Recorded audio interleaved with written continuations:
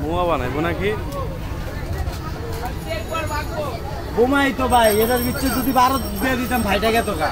তেল পরিষ্কার করে নেন নাকি? কোনটা তেল পরিষ্কার? এটা হচ্ছে কালাই কালাই। আরে কালাই এই যে ময়লা ময়লা ওরা ভিতরে ঢুকবো না ভাই। উপরে যাই যাও, বাজার করে দেখবেন ক্লিয়ার। এখন তো বাজি নাই, আরেকবার বাজার দেবো, সব ক্লিয়ার। এটা কি ভিজাটা না শক্তটা? ভিজাটা।